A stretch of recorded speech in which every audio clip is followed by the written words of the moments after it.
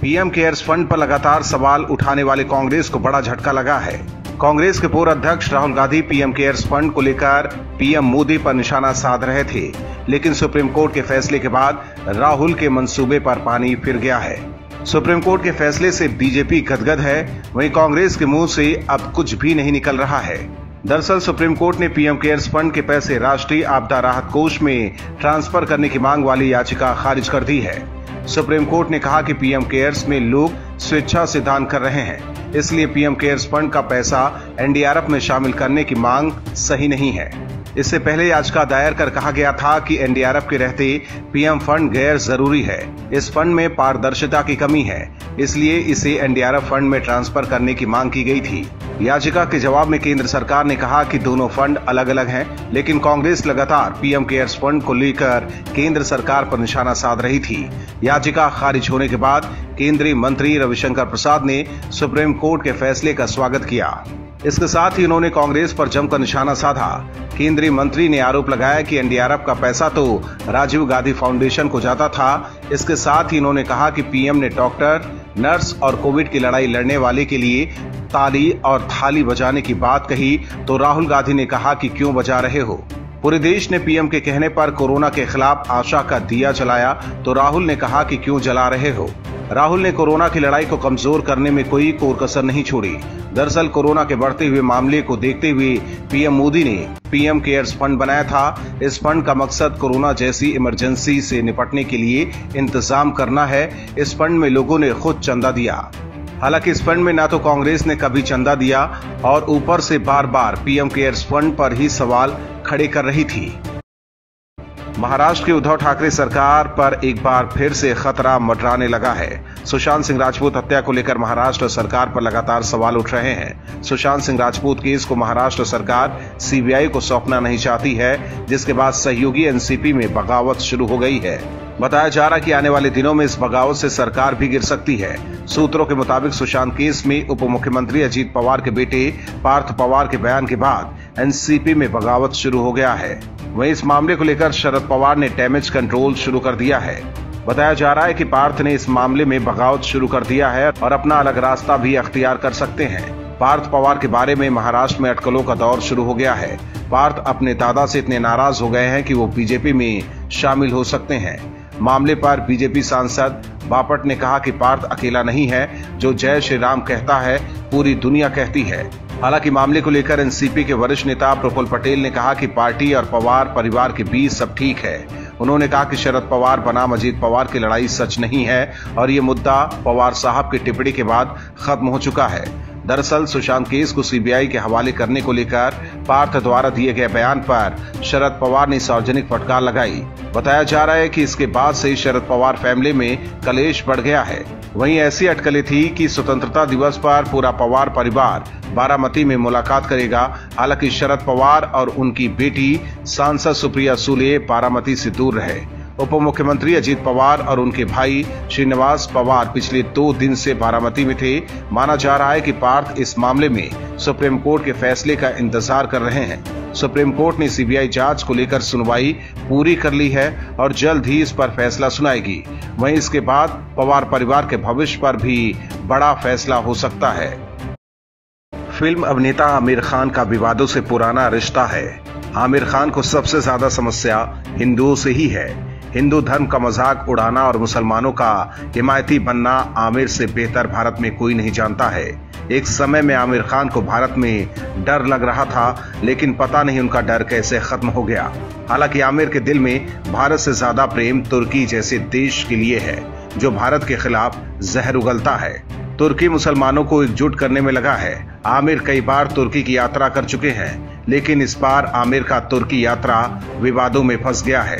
दरअसल अभिनेता आमिर खान अपनी अगली फिल्म लाल सिंह चड्ढा की शूटिंग के लिए तुर्की में है। तुर्की का रुख भारत विरोधी रहा है।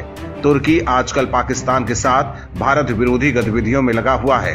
370 कश्मीर मुद्दे पर पाकिस्तान का समर्थन करने वाला तुर्की आजकल भारतीय मुसलमानों को कट्टर बनाने के लिए फंडिंग कर रहा है। ऐसे में आमिर खान के तुर्की जाने पर कई सवाल उठ रहे हैं। भारत के खिलाफ जहर उगलने और मुसलमानों का मसीहा बनने की कोशिश में लगे तुर्की की राष्ट्रपति की पत्नी से मिलने के बाद सोशल मीडिया पर आमिर खान को गद्दार बताया जा रहा है। ट्विटर पर फातिमा रसूल ने लिखा है कि #आमिर खान अपनी अगली फिल्म लाल सिंह चड्ढा की शूटिंग के लिए तुर्की गए हैं। फिलहाल कश्मीर से धारा 370 हटाने को लेकर तुर्की पाकिस्तान के साथ खड़ा है। बस बता देना चाहती हूं, कल से न कहना कि #गद्दार के बारे में बताया नहीं था। वहीं बीजेपी नेता कपिल मिश्रा ने ट्वीट किया है कि इन्हें इंडिया में डर लगता है। वहीं एक यूजर ने लिखा है कि जिसको हम एसीपी अजय सिंह राठौर समझते थे, वो वास्तविक जीवन में गुलफाम हसन निकला। भले ही आमिर खान बॉलीवुड के मिस्टर परफेक्शनिस्ट कहलाते हों, लेकिन असल जिंदगी में उनका रुख भारत विरोधी ही रहा है।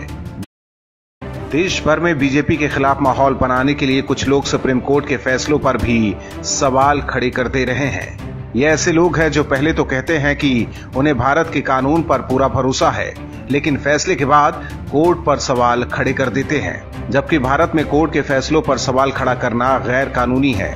वरिष्ठ वकील प्रशांत भूषण टुकड़े टुकड़े गैंग के सदस्य हैं और देश के खिलाफ जहर उगलने वालों के साथ खड़े रहते हैं। इसके अलावा अभिनेत्री स्वरा भास्कर भी टुकड़े टुकड़े गैंग की सदस्य हैं, लेकिन अब इन लोगों की खैर नहीं है। प्रशांत भूषण तो अब जेल की हवा खाएंगे। इसके बाद स्वरा भास्कर का भी नंबर आने वाला है। एक्ट्रेस स्वरा भास्कर पर अवमानना की कार्यवाही शुरू करने के लिए अटॉर्नी जनरल से सहमति मांगी गई है। याचिकाकर्ता उषा शेट्टी ने भास्कर के अयोध्या फैसले पर दिए एक बयान को आधार बनाते हुए ये मांग की है। आपको बता दें कि सुप्रीम कोर्ट में अवमानना याचिका दाखिल करने के लिए जरूरी है कि या तो उच्चतम न्यायालय स्वतः संज्ञान ले या फिर अटॉर्नी जनरल इसकी सहमति प्रदान करे। याचिकाकर्ता उषा शेट्टी का आरोप है कि राम जन्मभूमि बाबरी मस्जिद विवाद पर सुप्रीम कोर्ट के फैसले पर स्वरा भास्कर ने अपमानजनक टिप्पणी की थी। उन्होंने स्वरा भास्कर द्वारा फरवरी 2020 में मुंबई कलेक्टिव द्वारा आयोजित एक डिबेट में फैसले पर की गई टिप्पणी को आधार बनाया है। याचिकाकर्ता के मुताबिक स्वरा भास्कर ने सुप्रीम कोर्ट के फैसले पर अपमानजनक टिप्पणी करते हुए कहा था कि अब हम ऐसे दौर में रह रहे हैं जहां अदालतें ये तय नहीं कर पा रही हैं कि वो संविधान पर विश्वास करती हैं या नहीं। सुप्रीम कोर्ट ने एक फैसले में कहा कि बाबरी मस्जिद का विध्वंस गलत था, तो दूसरी तरफ मस्जिद गिराने वाले लोगों को ही पुरस्कृत कर दिया। आपको बता दें कि स्वरा भास्कर के इस कथित बयान के बाद तब भी काफी हो हल्ला मचा था और सोशल मीडिया पर उन्हें ट्रोल किया गया था। वो सोशल मीडिया पर खुलकर अपनी बात रखती हैं और अक्सर ट्रोल्स के निशाने पर भी रहती हैं। भास्कर CAA और NRC के मुद्दे पर भी मोदी सरकार की खुलकर आलोचना करती हैं। इसके अलावा वो कई बार देश विरोधी बातें करती हैं। हालांकि इस बार स्वरा सुप्रीम कोर्ट के पचड़े में फंस गई हैं और अगर याचिकाकर्ता को अनुमति मिल गई तो स्वरा भी प्रशांत भूषण की तरह जेल की हवा खाएंगी। महाराष्ट्र में कोरोना संकट के बीच एक नया विवाद खड़ा हो गया है।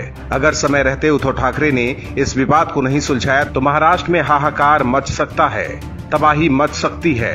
राज्य में कोरोना के सबसे ज्यादा मामले हैं। ऐसे में डॉक्टर्स ही अभी भगवान के रूप में काम कर रहे हैं, लेकिन उद्धव ठाकरे के सबसे खास संजय राउत ने इस बार डॉक्टर्स को लेकर विवादित बयान दे दिया है, जिसकी वजह से डॉक्टर्स नाराज हो गए हैं और उन्होंने सीएम उद्धव ठाकरे से मामले पर स्पष्टीकरण मांगा है।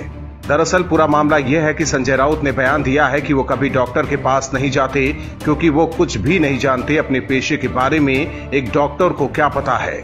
जब भी मुझे जरूरत होती है मैं कंपाउंडर से दवा लेता हूँ। संजय राउत की टिप्पणियों पर नाराजगी व्यक्त करते हुए MARD ने कहा कि मुख्यमंत्री कोरोना योद्धाओं के रूप में डॉक्टर्स की सराहना करते हैं, लेकिन उनकी पार्टी के सहयोगी उसी पेशे को बुरा मानते हैं। क्या हम इस तरह के बयान को सुनने के लिए सभी प्रयास कर रहे हैं? IMA ने कहा कि इतने महत्वपूर्ण समय में हम सरकार और राजनेताओं को अग्रिम पंक्ति के वर्कर्स के साथ खड़े होते हुए देखना चाहते हैं। हम न केवल अपने लिए बल्कि हमारे ऊपर आश्रितों के लिए भी बहुत जोखिम का काम कर रहे हैं। हम डॉक्टर ऐसी नकारात्मक और अपमानजनक टिप्पणियों के साथ कुशलता पूर्वक और ईमानदारी से काम नहीं कर सकते। इस बयान की वजह से सभी डॉक्टर डिमोरलाइज्ड हैं और आपसे आवश्यक कार्रवाई करने की उम्मीद करते हैं। राउत ने ऐसे समय में डॉक्टर्स पर बयान देकर नए विवाद को जन्म दे दिया है। अगर समय रहते उद्धव ठाकरे कार्रवाई नहीं करते हैं और कहीं डॉक्टर्स एसोसिएशन नाराज हो जाता है तो राज्य की स्थिति और बिगड़ सकती है। अब देखना होगा कि संजय राउत पर उद्धव ठाकरे क्या एक्शन लेते हैं। कुछ दिन पहले भी शिवसेना नेता संजय राउत ने एक्टर सुशांत सिंह राजपूत के पिता के निजी जीवन पर टिप्पणी की थी। इस बयान को लेकर शिवसेना नेता संजय राउत को सुशांत के भाई और बीजेपी के विधायक नीरज कुमार सिंह बबलू ने कानूनी नोटिस भेजकर माफी मांगने के लिए कहा था। नोटिस में संजय राउत को 48 घंटे का वक्त दिया गया है और कहा गया है कि अगर उन्होंने माफी नहीं मांगी तो उनके खिलाफ मुकदमा दाखिल किया जाएगा। इसके बाद संजय राउत ने यू टर्न लेते हुए कहा था कि मेरे कुछ बयानों का गलत मतलब निकाला गया है। सुशांत के परिवार के साथ हमारी सहानुभूत है। मैंने तो बस ये कहा था कि सुशांत के परिवार को धैर्य रखना चाहिए। Bureau report, OMH news. और भी वीडियोस देखने के लिए चैनल को सब्सक्राइब करें और बेल आइकन को दबाएं।